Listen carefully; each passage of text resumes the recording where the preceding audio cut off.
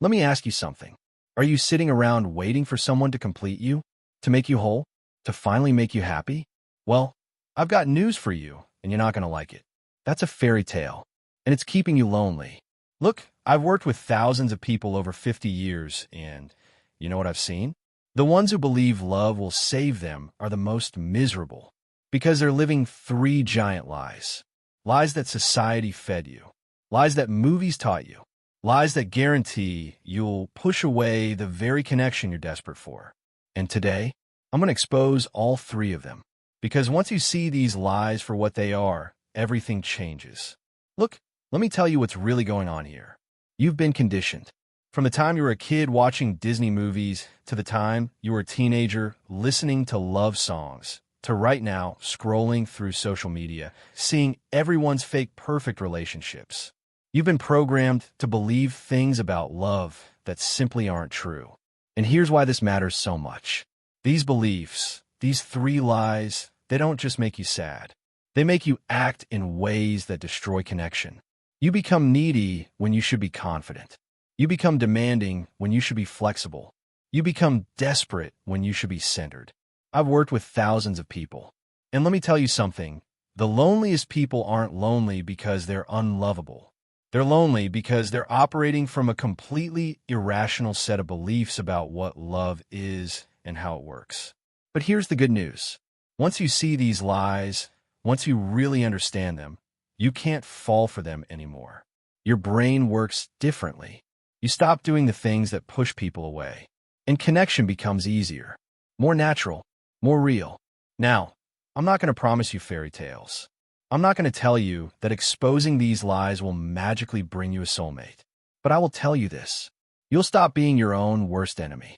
You'll stop sabotaging yourself, and you'll start showing up in ways that actually attract healthy people. This isn't theory.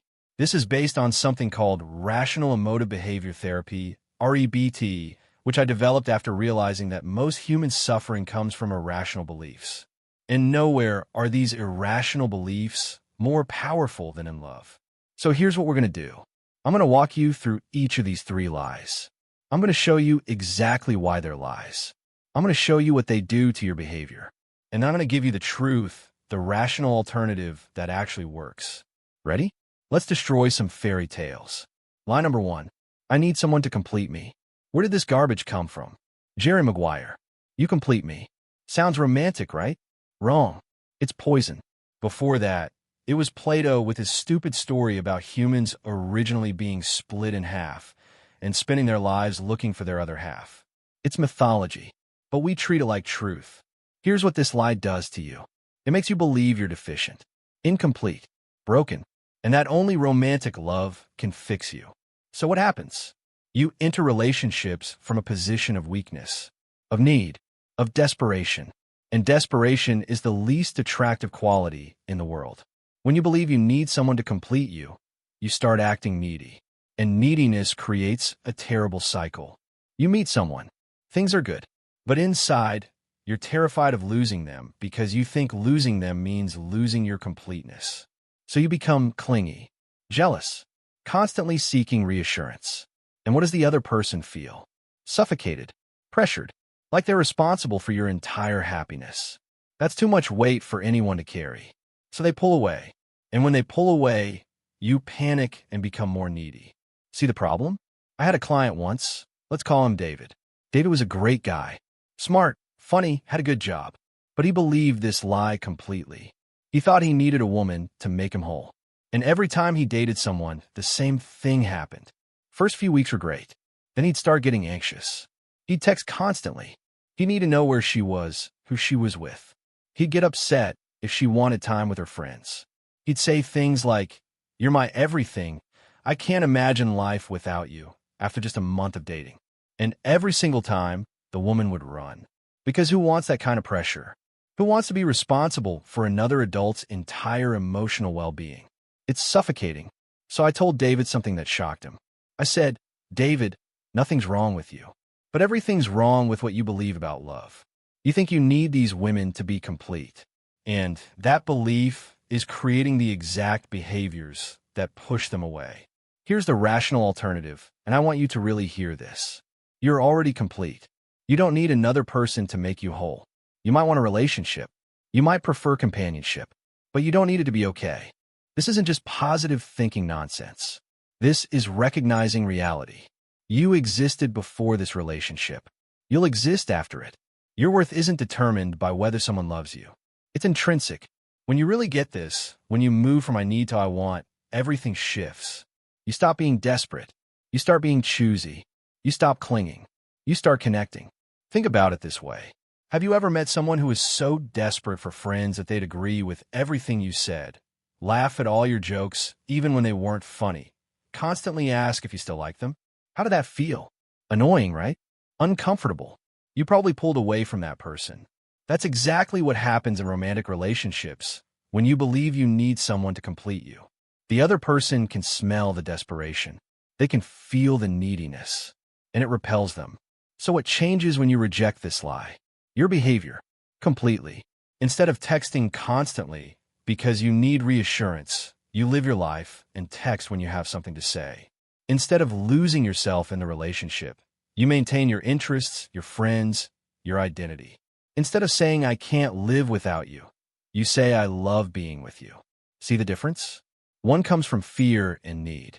The other comes from choice and desire. And people can feel the difference. Desperation repels.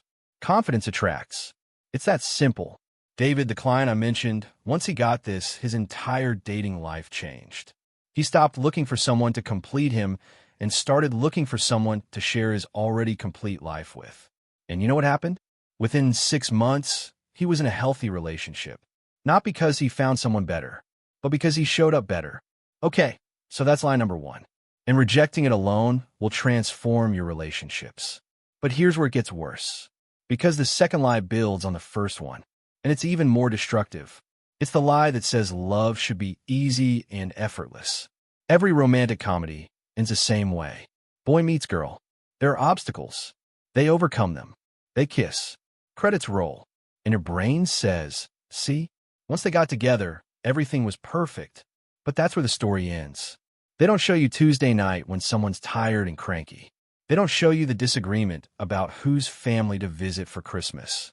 This lie says that if you have to work at it, something's wrong. If you have conflict, you're not compatible. If it's not easy, it's not meant to be. And this belief causes people to bail on perfectly good relationships because they hit normal, predictable challenges. People come to me and say, we're just not compatible. And I ask them, what does that mean? And they say, well, we disagree about things. We have conflicts. And I want to shake them and say, that's called being two different people. There's no such thing as effortless compatibility. Every relationship requires adjustment, communication, and compromise. The idea that your perfect soulmate will just naturally align with everything you want is insane. You're two people with different histories, different preferences, different ways of doing things. Of course, there's friction. I've been married. I've had long-term relationships. And let me tell you something. Every single one required effort. Not because something was wrong, but because that's how relationships work. You have to learn each other's communication styles. You have to negotiate differences. You have to maintain attraction and connection even when life gets stressful. But people believe this lie that it should be effortless. So the moment things get difficult, they think, oh, this must not be the right person. And they leave. And then they find someone new. And for a few weeks or months, it's easy. Because it's new. Because you're both on your best behavior. Because you haven't hit real life yet. And they think, see, this is what love should feel like. But then real life hits. And disagreements come up. And suddenly it's not effortless anymore. And they think the magic is gone. So they leave again. And the cycle continues. And they never, ever develop the skills needed for a real lasting relationship. Here's what nobody tells you. Love is a skill. It's not just a feeling. It's a set of behaviors you practice and improve at. Communication is a skill. Conflict resolution is a skill. Maintaining attraction is a skill. Supporting someone emotionally is a skill. When you believe love should be effortless, you never develop these skills. You just keep jumping from relationship to relationship, waiting for the one that doesn't require effort. But that relationship doesn't exist. What exists is two people who are willing to put in effort together. Let me give you an example. I worked with a couple, married 15 years, 2 kids. They came to me talking about divorce. They said they'd fallen out of love. The spark was gone. Everything felt like work. And I asked them, okay, what are you doing to maintain the spark? And they looked at me like I was crazy. They said, if we have to work at it, doesn't that mean it's over? And I said, no. It means you're in a real relationship. The spark at the beginning? That's biology. That's hormones. That's novelty. It fades for everyone. And then you have a choice. You can chase that initial spark with new people forever, or you can build something deeper with effort. So I taught them how to date each other again, how to prioritize their connection, how to communicate about needs instead of building resentment, how to resolve conflicts without contempt. And you know what? Within months, they were happy again. Not because they found effortless compatibility, but because they learned that effort isn't a sign of failure. It's a sign of commitment. Now, I'm not saying you should stay in a terrible relationship just because you believe in effort. There's a difference between healthy effort and suffering. Healthy effort is working through a disagreement. Suffering is constant abuse. Healthy effort is learning to communicate better. Suffering is being with someone who refuses to try. But most people bail way before they hit suffering. They bail at the first sign of effort. That's the lie in action. The rational belief is this: relationships require ongoing effort, and that's completely normal and healthy, not a sign of failure. When you get this, when you really internalize this, you stop abandoning relationships at the first sign of difficulty. You stop thinking every conflict means you're incompatible. You start asking better questions. Like, is this issue solvable? Are we both willing to work on it? Is there respect and care underneath the disagreement? And here's what's interesting. The relationships that last aren't the ones that are easiest. They're the ones where both people are willing to put in effort. That's the real predictor of success. So lie number 1 makes you needy. Lie number 2 makes you a quitter. But the third lie is the worst of all, because it doesn't just affect your relationships. It affects your entire emotional life. And it's the lie that almost everyone believes. It's the lie that says being rejected or alone means something's wrong with you. This is the big one. This is the lie that creates the most suffering. Here's how it works. You get rejected or you're alone, and your brain says, this is happening because I'm defective, because I'm unlovable, because there's something fundamentally wrong with me.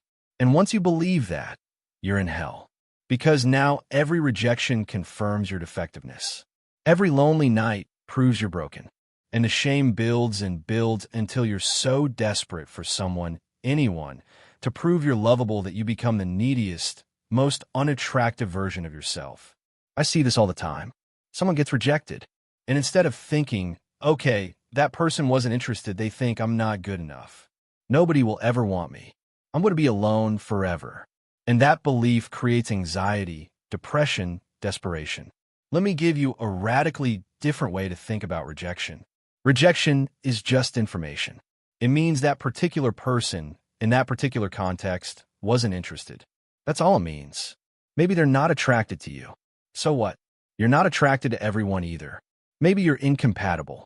Perfect. Better to find out early. Maybe they're dealing with their own issues. Maybe the timing's wrong. Maybe a million things that have nothing to do with your fundamental worth as a human being. But when you believe lie number 3, you take every rejection as evidence of your defectiveness. And that's irrational. It's like saying, this employer didn't hire me, therefore I'm unemployable. No, it means that specific job wasn't the right fit. I remember early in my life, before I figured this stuff out, I got rejected by women. A lot. And I thought it meant something was wrong with me. I wasn't attractive enough. I wasn't interesting enough. I wasn't good enough. And that belief made me miserable. It made me anxious around women. It made me try too hard. It made me act in ways that were even less attractive. It wasn't until I challenged that belief that things changed. I started thinking, okay, she's not interested. That doesn't mean I'm defective. It means we're not a match. Next. And that shift, that simple reframe, changed everything. Because I stopped being desperate. I stopped taking rejection personally. And ironically, I became more successful because I was more confident. Now let's talk about being alone. Society treats being single like it's a disease. Like if you're not in a relationship, something's wrong with you. And this creates so much unnecessary suffering. Here's the truth. Being alone at any given time means you're alone at that time. Period. It doesn't mean you're unlovable. It doesn't mean you're defective. It might mean you have high standards. It might mean you haven't met someone compatible yet. It might mean you're focused on other things. There are 1,000 explanations that have nothing to do with your worth. But people believe that being alone means something's wrong with them. So they settle for bad relationships just to avoid being single. They stay with people who treat them poorly. They ignore red flags. They compromise their values. All because they believe being alone is proof of defectiveness. I worked with a woman, let's call her Sarah. Sarah was 42, single, and absolutely convinced she was defective. She'd say things like, "Everyone else can find someone, why can't I? What's wrong with me?" And I'd ask her, "Sarah, do you actually want to be with someone? Or do you just want to not be alone?" And she'd pause, because she realized she'd been so focused on avoiding being alone that she hadn't actually thought about what she wanted. So we worked on unconditional self-acceptance. This is something I developed, and it's crucial. Unconditional self-acceptance means you accept yourself as a fallible human being regardless of your relationship status, regardless of whether anyone loves you, regardless of anything external. Your worth isn't conditional on being loved. It's not conditional on being chosen. It's not conditional on anything. You're a human being. You have worth simply because you exist. Now, this doesn't mean you're perfect. You have flaws. Everyone does. But flaws don't equal defectiveness. When you really internalize this, when you stop tying your worth to whether you're loved, the desperation vanishes. And ironically, that's when you become most attractive. Because you're no longer seeking validation. You're seeking connection. Big difference. Sarah got this eventually. She stopped seeing being single as evidence of defectiveness and started seeing it as a temporary state. She stopped settling for mediocre relationships just to avoid being alone. And you know what happened? She became happier single than she'd ever been in her bad relationships. And then, when she wasn't desperate anymore, she met someone who actually valued her, because she was showing up from a place of worth, not need. So let me recap these 3 lies because this is important. Lie number 1, I need someone to complete me. Lie number 2, love should be easy and effortless. Lie number 3, being rejected or alone means something's wrong with me. These 3 lies are probably responsible for more loneliness than anything else in human history. But seeing the lies is just the first step. Now we need to talk about how to actually replace them with rational beliefs. Because it's not enough to just know their lies. You have to actively dispute them. And that's what we're going to do next. Let me teach you the basic framework of REBT. It's called the ABC model. A is the activating event. Something happens, like you get rejected. B is your belief about that event. Like this means I'm unlovable. C is the consequence, the emotion and behavior that follows, like depression and giving up. Now, most people think a cause is C. The rejection caused the depression. But that's wrong. B causes C. Your belief about the rejection causes the depression. And this is incredibly good news because while you can't always control A, things happen, you can control B. You can change your beliefs. So how do you change them? You dispute them. You challenge them. You question them until they can't hold up anymore. Let me show you how. These 3 lies are all variations of what I call masturbatory thinking. You're demanding that reality be different than it is. I must be in a relationship to be complete. Love must be effortless. I must not be rejected or I'm worthless. The word must is poison. When you demand that reality must be a certain way, and it's not, you suffer. So the first step in disputing is to catch yourself using these absolute words. Must, should, need, have to, got to, and challenge them. Do you really? Says who? Where's the evidence? What law of the universe says reality must conform to your preferences? So you take a must and you replace it with a preference. Instead of I must have a relationship, you say I'd prefer to have a relationship, but I can be okay without one. See the difference? One is rigid and creates suffering. The other is flexible and creates disappointment at worst, not devastation. You can prefer something strongly, really want it, without demanding it. And this flexibility is what creates emotional health. Instead of love must be easy, you say I'd prefer if love were easy, but I can handle it being difficult. You're not lowering your standards. You're just being realistic about reality. Here's how you actually make this work. Every time you notice yourself feeling desperate, anxious, or depressed about relationships, you stop and ask, what am I believing right now? And then you dispute it. Let's say you're on a date and you're anxious about whether they like you. Stop. What's a belief? Probably something like I need this person to like me, or I'm worthless. Dispute it. Wait, that's irrational. I prefer they like me, but if they don't, I'm still a worthy person. Their opinion doesn't determine my value. You do this dozens of times a day at first. It feels awkward, but over time, the rational beliefs become automatic. And when they become automatic, your emotional life transforms. I did this myself. For years, every time I caught myself thinking something irrational, I'd stop and dispute it. And gradually, my brain changed. The irrational thoughts came up less. The rational thoughts came up more. And my emotional life became so much more stable. This isn't positive thinking. This isn't affirmations. This is actively questioning and dismantling irrational beliefs and replacing them with rational ones based on evidence and logic. It's cognitive work, and it works. Now, I know what some of you are thinking. This sounds great in theory, Albert, but how do I actually apply this in my daily life? What does this look like in actual situations? So let me give you some specific scenarios and show you exactly how this works in practice. Let's say you've gone on 3 dates with someone and they're taking longer to text back. Your old beliefs say, they're losing interest. Something's wrong with me. I need to fix this. So you text multiple times, you become anxious, you start acting needy. The rational approach? They're texting less. That might mean they're losing interest, or it might mean they're busy. I prefer they were more responsive, but I don't need it. If they're not interested, that doesn't mean I'm defective. It means we're not compatible. I'll wait and see what happens. And if this relationship doesn't work out, that's disappointing but not devastating. See the difference? Same situation. Completely different emotional response and behavior. One pushes people away. The other makes you more attractive. Let's say you're in a relationship and you have a disagreement about something important. The old belief based on line number 2 says, this shouldn't be this hard. If we were right for each other, we wouldn't fight like this. Maybe we're not compatible. The rational approach? Disagreements are normal. Every couple has them. This doesn't mean we're wrong for each other. It means we're two different people with different perspectives. I can work through this. The relationship requiring effort doesn't mean it's failing. It means it's real. One belief leads to constantly questioning the relationship. The other leads to working through problems like an adult. Here's a big one. Let's say you're single and you're going to a party where most people are in relationships. Old belief based on line number 3. Everyone can see I'm alone. They must think something's wrong with me. I'm the only one who can't find someone. I'm defective. Rational approach. I'm currently single. That's a neutral fact.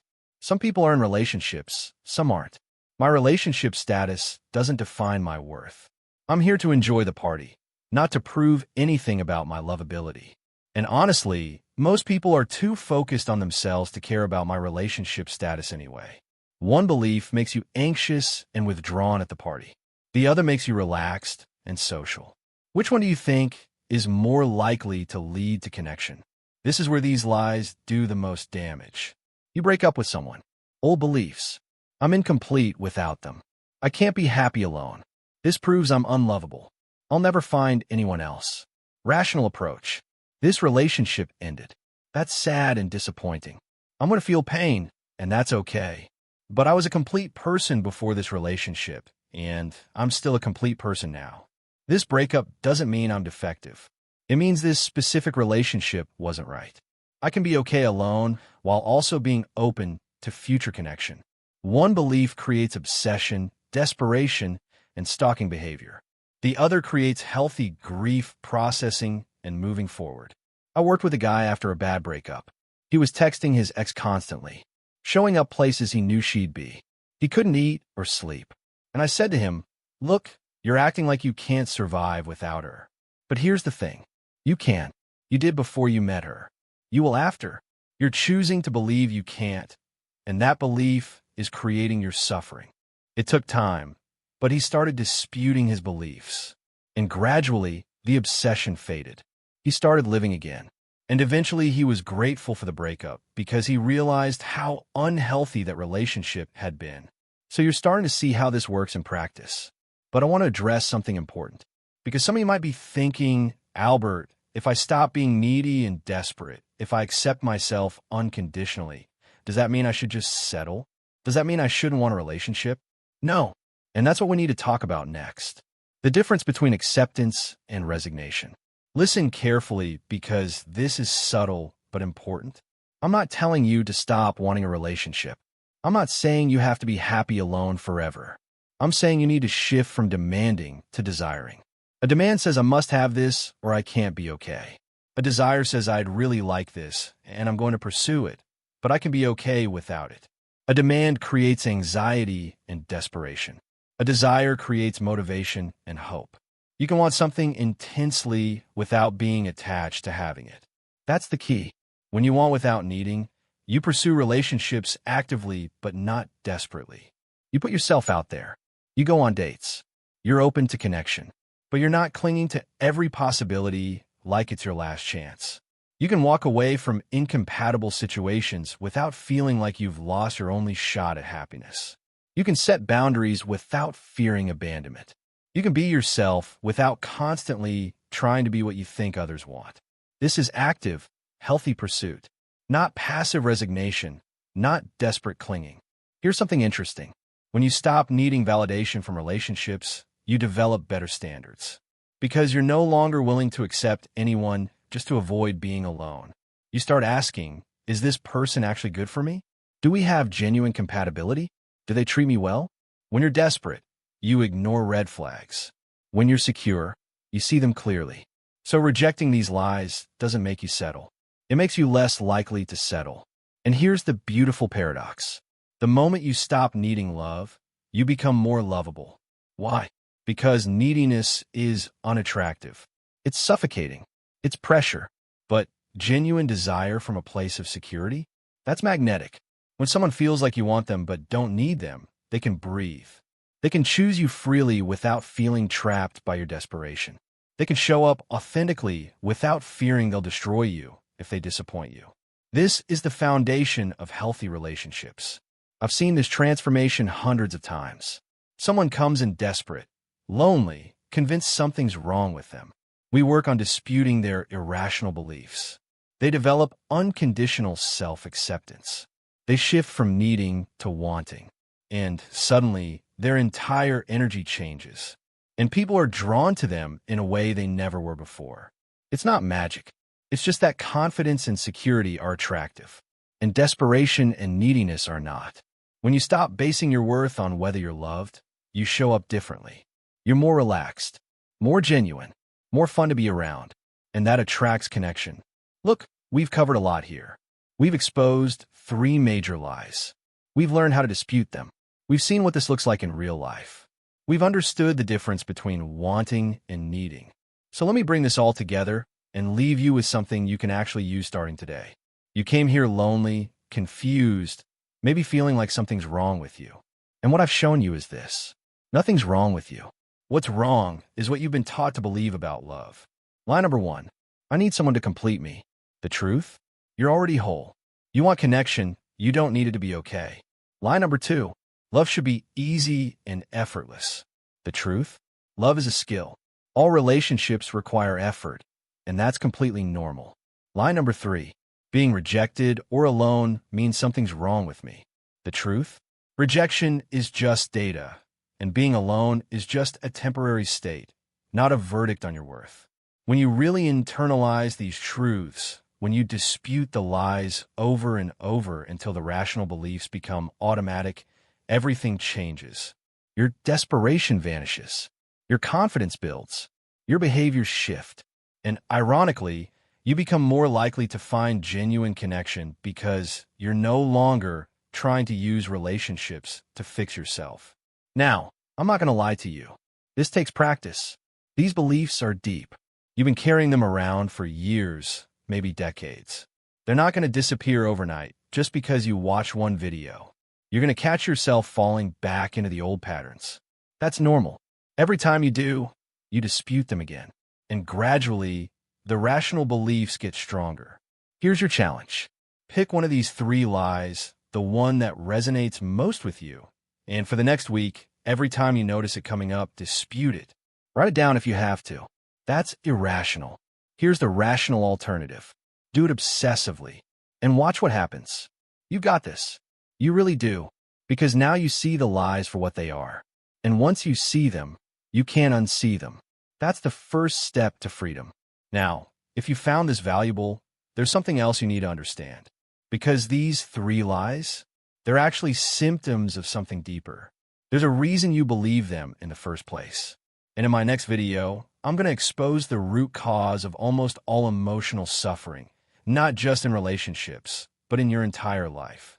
It's called awfulizing, and once you see how it works, you'll understand why you've been suffering unnecessarily for years. Because everything we talked about today builds into that. Go watch it now.